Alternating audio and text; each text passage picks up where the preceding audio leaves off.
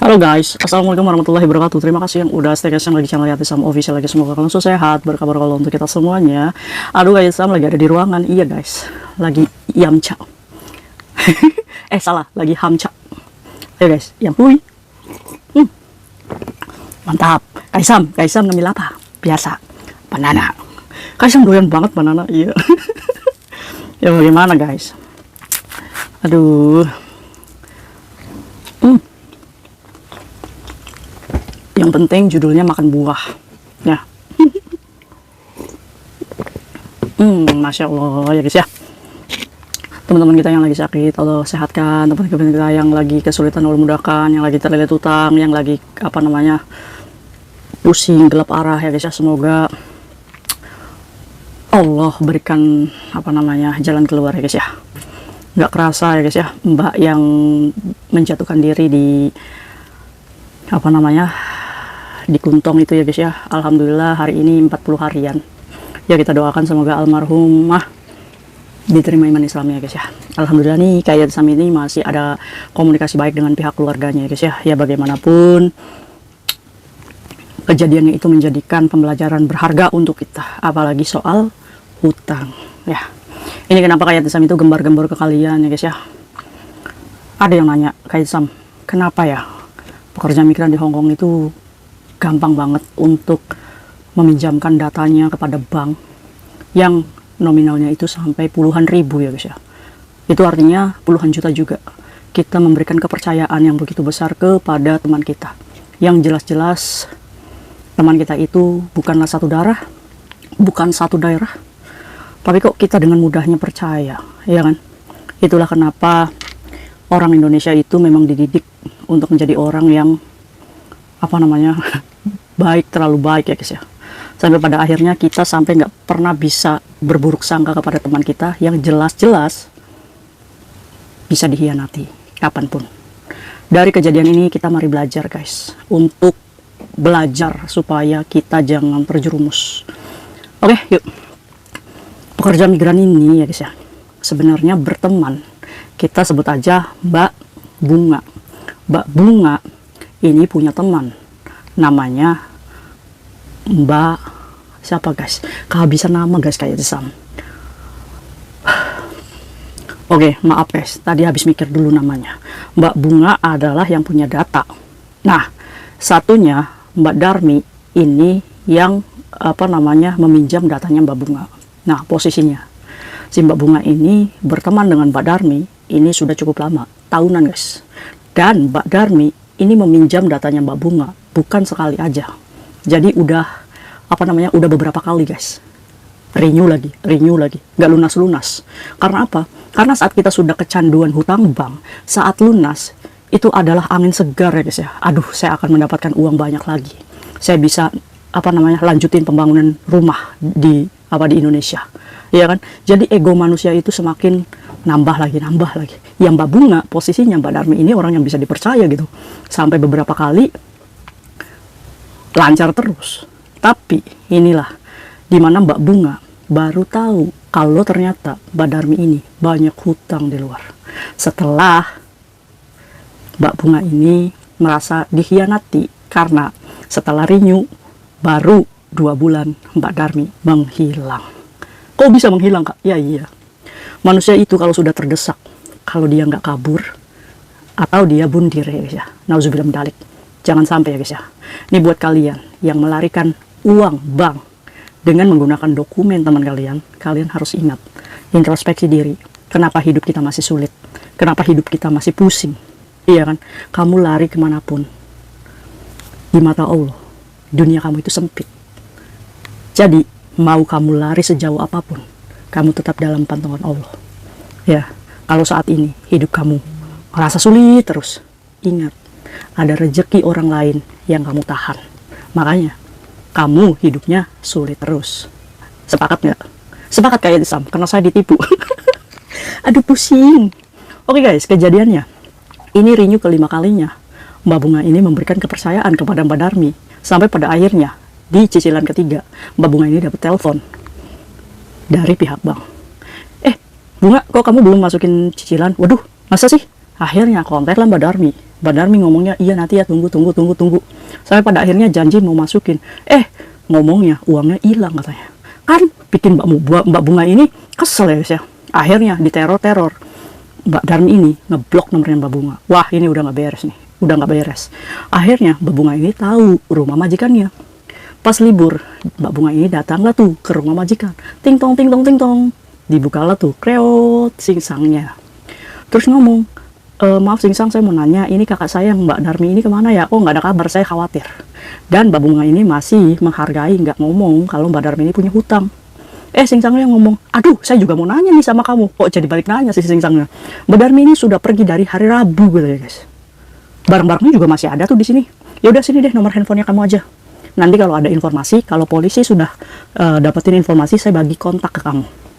Otomatis, secara tidak langsung, Mbak Darmi memilih kabur menjadi anak kosongan dikarenakan dia sudah tidak sanggup menahan beban tekanan bayar hutang. Berarti, ini banyak nih Mbak Darmi ya menanggung beban. Mbak Bunga ini ya sudahlah, kecewa lah. Dimana cicilannya itu 12 bulan guys.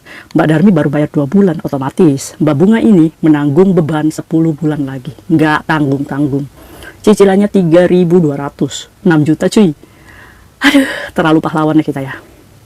Akhirnya nggak di situ aja. Mbak Bunga ini telepon lah pihak keluarganya Mbak Darmi dan ngomong kalau Mbak Darmi itu baru 2 bulan lalu jual sawahnya. Sudah dikirimkan 170 juta dari Indonesia. Waduh, asetnya Mbak Darmi yang kerja tahunan, sawahnya dijual juga. Itu kalian harus ingat, saat kalian menzolimi banyak orang, maka rezeki kalian akan melarat guys, akan hancur. Uang yang kamu tabung dalam bentuk aset tanah atau sawah, itu dengan gampangnya Allah musnahkan lagi. Karena apa? Karena kamu terlalu banyak menzolimi teman-teman kita. Sadar nggak berapa uang teman kita untuk menyelamatkan hidup kamu, tapi kamu memilih untuk abai dan kabur. Akhirnya Mbak Bunga ya nggak bisa apa-apa guys. 170 juta keluarga Mbak Darmi ini udah ditransferkan ke Mbak Darmi. Otomatis nanya, Darmi itu udah nggak ada di majikannya. Ya keluarganya bingung ya.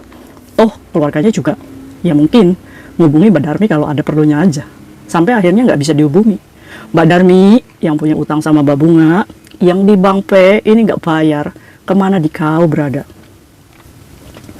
Akhirnya Mbak Bunga ini ngomong lah sama Kayak Jisam, saya harus gimana? Saya cari Mbak Darmi ke ujung Hongkong, dari Sabang sampai Marokanya si Hongkong, dari Kennedy Town sampai Taiwan, ya kan? Nggak bisa nemu Mbak Darmi ini, hilang kontak. Kemana Mbak Bunga ini harus cari? Sedangkan alamat majikan yang baru ini dijadikan dokumen ke bank. Otomatis bank nyarinya, ya Mbak Bunga di majikan yang baru. Pusing ya guys ya, pusing. Yuk kita bahas. Oke, kalau demikian, apa yang harus dilakukan Mbak Bunga? Selain berani menghadapi, merelakan gajinya setiap bulan untuk membantu membayarkan sampai 10 bulan. Otomatis dong, 3.200 dikali 10 berarti 32.000 dolar Hongkong. Mbak Bunga akan kehilangan gajinya untuk menyelamatkan pekerjaan dan hidupnya. Kok bisa kayak gitu kak? Emang nggak bisa ngomong sama bank untuk meminta keringanan? Nggak bisa. Karena saat kalian berhutang ke bank dengan data kalian secara tidak langsung, secara sadar, kalian mengiyakan uang itu diambil oleh kalian, tanda tangan kalian, CCTV pun gambar kalian. Jadi ya bank nggak mau tahu. Itu resikonya.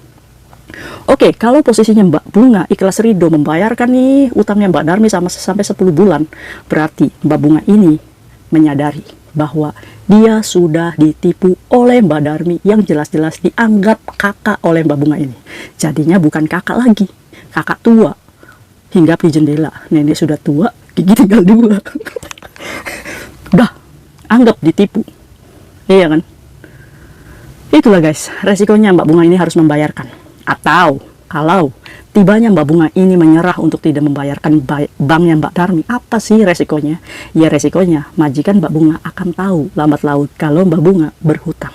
Menjelaskan kepada majikan, belum tentu majikan itu percaya. Kalaupun majikan percaya, yang Mbak Bunga ini masih diselamatkan. Iya kan? Tapi kalau majikan nggak percaya, resikonya interminate. Kalau Mbak Bunga di interminate, apakah harus diterima? Diterima sebagai konsekuensi kita yang sudah menjadi pahlawan kesiangan untuk teman kita yang tidak tahu berterima kasih. Kalau di intermediate gimana? Ya udah, move on lagi, cari majikan baru lagi, terus tunggu visa lagi di Indonesia. Terus masalah banknya gimana kak? Ya itu, bunga jasa bank akan semakin meningkat, akan lebih lagi, bahkan lebih dari 32.000, kayak bisa jamin. Terus cara mengantisipasinya gimana? Sering kali Kak Ihsan ngomong, kembali ke majikan baru, kamu saving money, ingat-ingat tuh, berapa bulan lagi yang belum kamu bayar. Misalkan 5 bulan kamu saving tuh uang. Jangan kasih nyicil. Karena apa? Karena di majikan baru, bank tidak akan mungkin bisa cari kamu. Yang bisa kamu lakukan adalah berniat untuk mengembalikan sisa pinjaman kepada bank tersebut. Apakah bank itu menerima? Kamu minta bantuan kepada lembaga Enrich untuk mendampingi kamu saat uang kamu siap.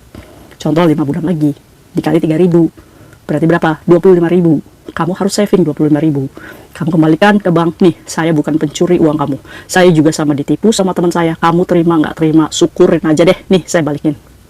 Selesai. Terus datanya kita masih ada kak? Iya, tetap aja nama kita akan blacklist di bank tersebut ya guys ya. Ya tapi ya nggak jadi masalah gitu, toh kita juga nggak butuh hutang lagi kan. Yang penting intinya kita ini udah berbaik nih untuk balikin nih uang yang dimakan sama teman kita. Itu aja guys. Terus kalian harus ngomong nih sama orang rumah, jelaskan apa adanya. Kalau saya ditipu sama teman di Hong Kong, ya mungkin keluarga akan kecewa, tapi setidaknya dari tabayun kamu dengan keluarga akan siap nih suatu hari didatangi kolektor atau surat bank, keluarga udah siap nih. Apa sih yang harus dijawab kalau kolektor datang? Jawab aja, nggak ada urusannya sama keluarga. Kamu hubungi aja nih anaknya yang di Hong Kong, kasih aja nomor kamu yang baru. Ya, meskipun kolektor mendapatkan nomor telepon baru kamu, tetap aja dia nggak bisa nyari kamu di majikan baru itu. Tinggal ngomong aja sama kolektor, saya lagi mengumpulkan uang untuk mengembalikan kepada pihak bank kamu. Jadi tunggu sebentar, saya nggak kabur, nomor saya nggak ganti. Oke, dari situ kamu terus nabung dari gaji kamu yang baru. Jadi setidaknya kamu nabung nih dalam kondisi yang bekerja dengan tenang gitu. Jangan diulangi lagi, jangan pinjam lagi atau menjerumuskan ke rentenir. Jangan ya guys ya. Anggaplah musibah, kamu sudah ditipu sama temanmu, dan kamu harus yakin temanmu yang menipu kamu, rezeki berkahnya akan terus mengalir ke kamu. Itu pasti. Makanya kenapa teman kita yang yang menipu biasanya hidupnya lebih sengsara ya guys ya. Karena apa? Karena pilihan dia sendiri mengambil jalan seperti itu. Nah buat kalian teman-teman kayak Tisam yang mungkin saat ini kabur dari teman kita, kalian harus cepat-cepat hubungi kembali, minta maaf, dan ngomong baik-baik. Ayo gimana nih, boleh nggak kalau saya cicil? Nggak apa-apa guys, jangan kabur seperti itu ya guys ya. Jangan di chat itu cuma di read aja, seolah-olah kamu tuh lupa saat kamu mengambil uang begitu banyaknya, puluhan ribu, kamu lupa teman kamu sudah memperjuangkan hidup kamu. Jangan jadi orang yang tidak bersyukur ya. Kasihan loh nanggung beban hutangnya kamu guys ya, sedangkan kamu di luar masih bisa makan pizza, masih bisa makan ayam, masih bisa makan daging sapi. Tapi kamu pernah nggak mikir teman kamu makan apa hanya untuk bisa menutup bank kamu? Cuma makan nasi bungkus yang harganya $30. Apakah kamu tahu? Sedangkan dia meluangkan gaji 1 bulannya supaya kamu bisa selamat. Aduh guys, pusing. Maka dari itu ya guys ya, untuk teman-teman KYSAM yang baru, jangan terkecoh dengan orang-orang yang bermanis-manis kata, saya pinjam data kamu deh, saya know. Kamu juga punya data sendiri, kamu pakai aja data kamu sendiri. Data saya ada di majikan saya, nggak bisa untuk diambil. Udah, sesimpel itu aja. Setidaknya kamu meminimalisir masalah yang mungkin saja terjadi sama seperti kasusnya Mbak Bunga. Oke, hati-hati ya guys ya. See you next video, bye-bye. Dan jangan lupa, kalau misalkan kamu memilih jalan overstay, setidaknya tetap menjalin komunikasi baik dengan data yang teman kamu pakai. Oke, see you next video, bye-bye. Assalamualaikum warahmatullahi wabarakatuh. Ya boy.